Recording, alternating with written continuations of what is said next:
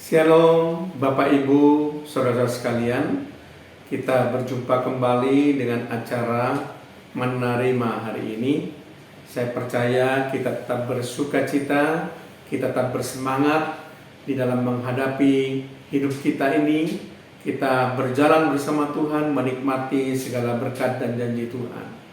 Dan saya percaya Bapak Ibu sekarang siap untuk dipenuhi kembali dengan firman Allah melalui renungan yang singkat ini, karena firman Allah sangat berguna di dalam kehidupan kita. Tetapi alangkah baiknya kalau kita membuka acara kita dengan berdoa terlebih dahulu. Terima kasih Tuhan, kalau pada kesempatan ini kami masih diperkenankan untuk belajar firman Tuhan melalui acara Menerima hari ini. Kiranya senantiasa Tuhan memberikan kepada kami pengertian-pengertian yang baru, pewahyuan ilahi, bahkan pembukaan rahasia firman Allah yang dapat memenuhi hidup kami, sehingga kami berjalan di atas kebenaran Tuhan, tidak menyimpang ke kanan dan ke kiri dari perintah Tuhan. Terpujilah namamu Tuhan. Di dalam nama Tuhan Yesus Kristus kami melepaskan doa kami dan mengucap syukur.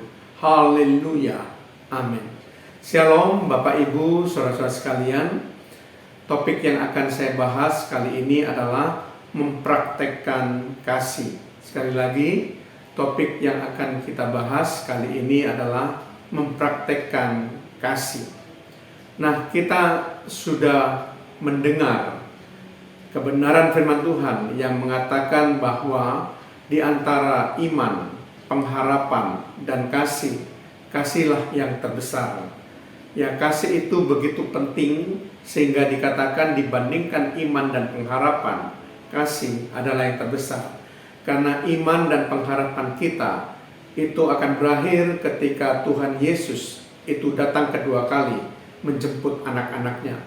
Tetapi kasih itu akan tetap kekal, bahkan di surga pun diperlukan kasih untuk membina relasi hubungan satu sama lain. Itu diperlukan kasih. Tapi di surga, iman sudah tidak diperlukan lagi, karena kita sudah memperoleh janji kemuliaan daripada Tuhan.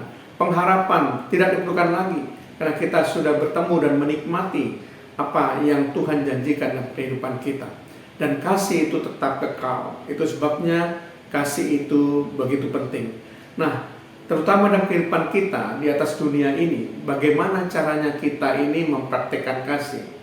Begitu banyak sifat kasih, kita tidak mungkin membahas semuanya, tetapi saya akan membahas 3 saja sifat kasih yang perlu kita pahami, saudara ya. Mari kita baca dalam 1 Korintus pasal 13 ayat yang kelima. Di situ dikatakan, ia tidak melakukan yang tidak sopan dan tidak mencari keuntungan diri sendiri. Ia tidak pemarah dan tidak menyimpan kesalahan orang lain. Lalu ayat yang ke-7, ia menutupi segala sesuatu, percaya segala sesuatu, mengharapkan segala sesuatu, sabar menanggung segala sesuatu. Nah, dari begitu banyaknya sifat kasih ini, saya cuma akan mengambil 3 saja, yaitu 2 saya ambil dalam ayat yang kelima, dan 1 saya ambil dalam ayat yang ke-7. Dalam ayat yang kelima dikatakan bahwa kasih tidak mencari keuntungan sendiri. Kemudian dikatakan juga kasih tidak menyimpan kesalahan orang lain. Lalu ayat yang ke-7 dikatakan kasih sabar menanggung segala sesuatu. Nah, kita akan bahas mengenai sifat kasih yang pertama ini, bahwa kasih tidak mencari keuntungan diri sendiri. Apa maksudnya? Bagaimana caranya kita mempraktekkan sifat kasih yang seperti ini? Maksud dari ayat ini adalah, yang harus kita tahu adalah kita belajar untuk melihat orang lain. Sekali lagi, dari kalimat bahwa kasih tidak mencari keuntungan diri sendiri, kita ini belajar untuk melihat orang lain. Jangan sampai kita hanya memperhatikan kepentingan diri kita sendiri, tapi cobalah untuk melihat kepentingan orang lain.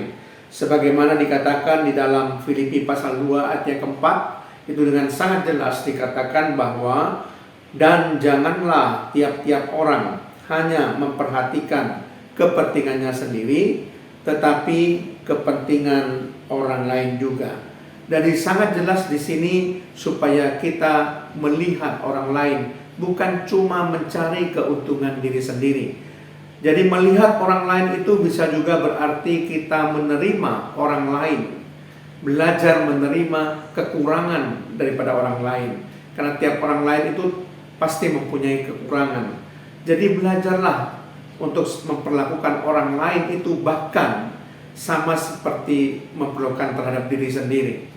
Karena dikatakan kita harus mengasihi sesama seperti kita mengasihi diri sendiri. Itu standar dari Tuhan, standar ilahi bagaimana kita melihat orang lain sama seperti kita memperlakukan terhadap diri kita sendiri. Belajar menerima kekurangan orang lain, karena setiap orang lain tidak ada yang sempurna, saudara. Yaitu ada pelajaran yang kita dapat dengan cara mempraktekkan sifat kasih yang pertama ini, yaitu kasih tidak mencari keuntungan diri sendiri. Kemudian yang kedua, kita akan mempraktekkan sifat kasih bahwa kasih tidak menyimpan kesalahan orang lain. Itu artinya kita belajar mengampuni orang lain. Ya, kita tahu bahwa di dalam kita berinteraksi dengan orang lain, seringkali terjadi kesalahan. Seringkali tidak terhindar kita saling menyakiti satu sama lain, dan seringkali kita menyalahkan orang lain. Hal ini memang umum dalam interaksi dengan orang lain, saudara. Tetapi masalahnya adalah ketika kita itu disakiti, ketika kita itu dihianati, ketika kita itu dibohongi, ketika kita ini dirugikan, apakah kita mampu untuk memberikan pengampunan kepada orang lain dengan tulus? Apakah kita mampu untuk melepaskan pengampunan kepada mereka yang merugikan kita, mereka yang mengkhianati kita, bahkan mereka yang membuat kita sengsara? Nah, Bapak Ibu Saudara sekalian, memang sulit bagi orang-orang yang merugikan kita melepaskan pengampunan. Tapi mari kita belajar kepada Tuhan Yesus Kristus. Tuhan Yesus Kristus ketika Dia disalib di atas bukit Golgota, tentara Romawi itu menyalibkan Dia, bahkan mengolok-olok Dia, bahkan membuang undi untuk memperebutkan jubahnya. Tapi apa kata Yesus di atas kayu salib? Yesus katakan, "Ya Bapa, ampunilah mereka, karena mereka tidak tahu apa yang mereka perbuat." Jadi Yesus mampu untuk mengampuni ketika Dia dirugikan, ketika Dia diejek, diolok, bahkan tidak diperlakukan manusiawi, tapi Dia tetap melepaskan pengampunan. Nah, Bapak Ibu Saudara sekalian, saya percaya ketika saudara dipenuhi oleh kasih Kristus, maka saudara akan mampu melepaskan pengampunan. Kasih Kristus membuat hati kita menjadi lembut. Hati Kristus akan membuat hati bisa mengasihi orang lain, kendati pun mereka merugikan kita. Bahkan juga membuat kita sengsara, tapi kita masih bisa mengampuni. Itu ajaran yang kedua, mempraktekkan kasih. Dan yang ketiga, yang terakhir, dari sifat kasih, bahwa kasih itu sabar menanggung segala sesuatu.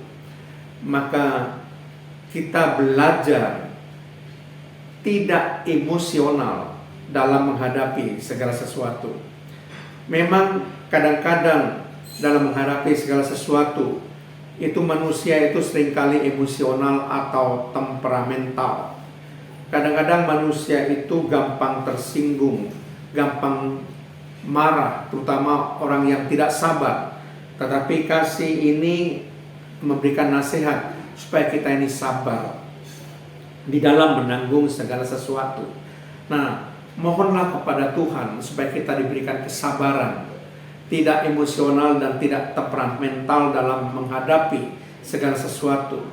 Dan saya percaya Roh Kudus akan bisa memberi kita kekuatan dan kuasa ilahi, sehingga kita bisa mengontrol emosi kita.